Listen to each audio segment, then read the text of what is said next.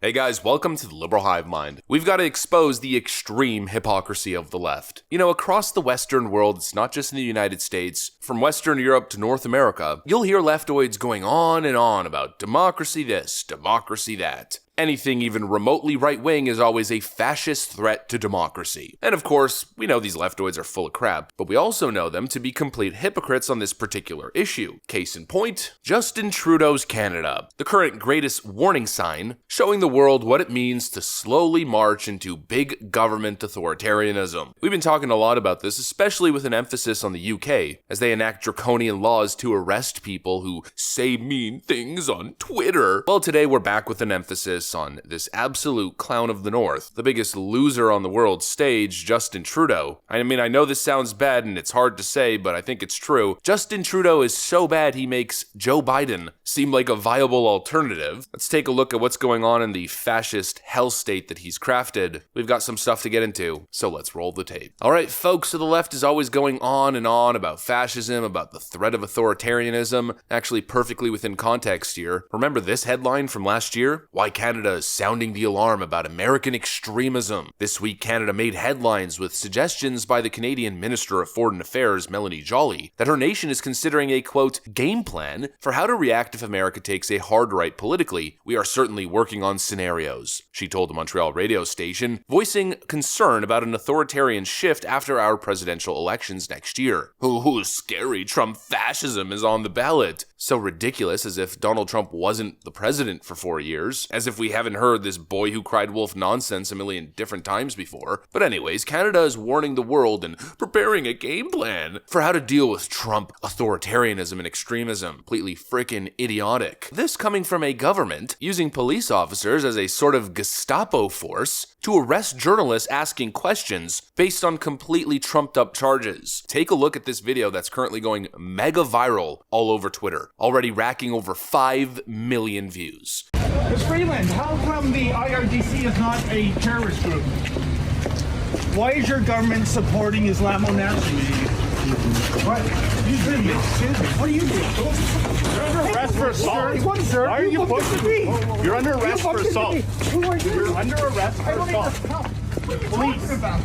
Police, you're under arrest for assault. How am I under arrest? You bumped into me. You pushed into me. You bumped. I was just scrubbing.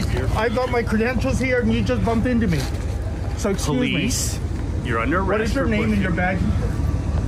What is your name and your badge? You've been told you're under arrest. Why am I under arrest? He blocked my way. What? I was just scrumming Christian Freeland. I'm a police officer. You're under arrest. What is your name and your badge? I'm assaulting a police officer. How is that possible? Okay, because You assaulted me 3 years ago when blackface was around. What you saw is as clear as frickin' day. You have a journalist who maybe is using some uncomfortable tactics, of course, walking up to one of Justin Trudeau's little goons, asking a couple very simple questions, then a police officer rams into the journalist, accuses him of assault, and arrests him on the most trumped up BS charges you could possibly imagine. These are the frickin' people that are sounding the alarm over the threat of Trump extremism. These people. It doesn't get much worse than this, folks. These are goons, and it shows the danger of big government. All those police officers just standing there allowing that to happen, those are the useful idiots that enable complete government overtake or a sort of military seizing of the functions of a nation. They simply go with it. Just like Gestapo, you have the guy at the top who's willing to do the dirty work, an aggressive real piece of work, who purposely rams himself into a journalist and grabs him viciously and says, "You're under arrest for assaulting me." Meanwhile, the rest of these Gestapo idiots stand around like a bunch of morons with their mouths shut. You mean to tell me they don't know what's going on? They know exactly what's going on. They're doing Justin Trudeau's bidding, they know it. They're knowingly arresting journalists asking questions on totally fabricated false charges. And now, of course, a lot of people will say, well, he was released without any charges, without any incident the day after or a couple hours after. What does that change? Please explain to me what that changes. All of a sudden, that makes it okay to start threatening journalists with not only violence, but with loss of freedom? To knowingly, unjustifiably arrest somebody, to remove their freedom, and to lie about it, we're supposed to just let that go. It's one of the worst clips I've ever seen come out of any Western democracy. And Justin Trudeau's starting to stack up a bunch of these. We all remember during the pandemic, we covered how Justin Trudeau and his federal police officer goons were arresting pastors who refused to shut down their congregations. We all remember what happened during the trucker convoy, where innocent, peaceful protesters were met with violence, were treated so horribly, again by Justin Trudeau's federal police officers. At one point, one woman was stampeded over by a couple federal cops on horses as the Prime Minister avoided the people, avoided the criticism, and simply claimed that anybody who disagreed with him was actually a Nazi. Before we go tonight, we're going to bring you a quick update from Truckistan, formerly known as Canada, the nation to our north. Justin Trudeau, who runs it, probably the most repulsive neoliberal leader in the world, just tweeted this, quote, "Today in the House, members of Parliament unanimously condemned the anti-Semitism, Islamophobia, anti-black racism, homophobia, and of course transphobia we've seen in display in Ottawa over the past couple of days. Together, let's keep working to make Canada more inclusive." Of course, he's referring to the working class people demanding an end to tyranny. They're now transphobic. And the overwhelming majority, close to 90% of Canadians, have done exactly that.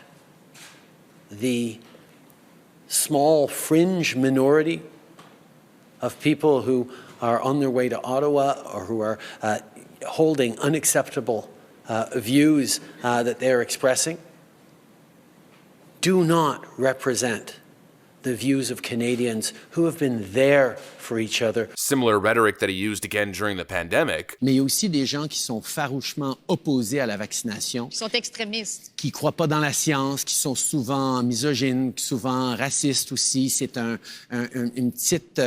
petit groupe, mais qui prend de la place. Et là, il faut faire un choix en tant que leader, en tant que pays.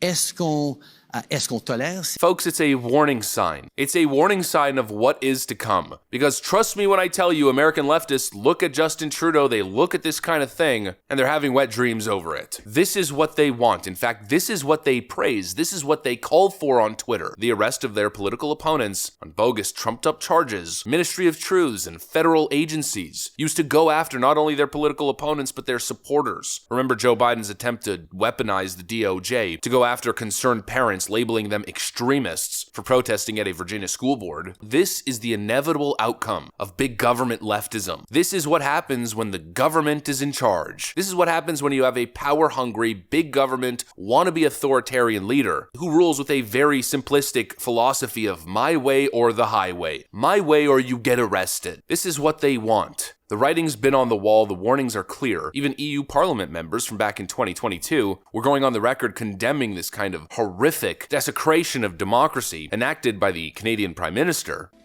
Kanada, nekada simbol modernog svijeta, je pod vodstvom vaše kvazi-liberalne čizme proteklih mjeseci postala simbol kršenja temeljnih ljudskih prava i građanskih sloboda. Za vas su to možda liberalne metode.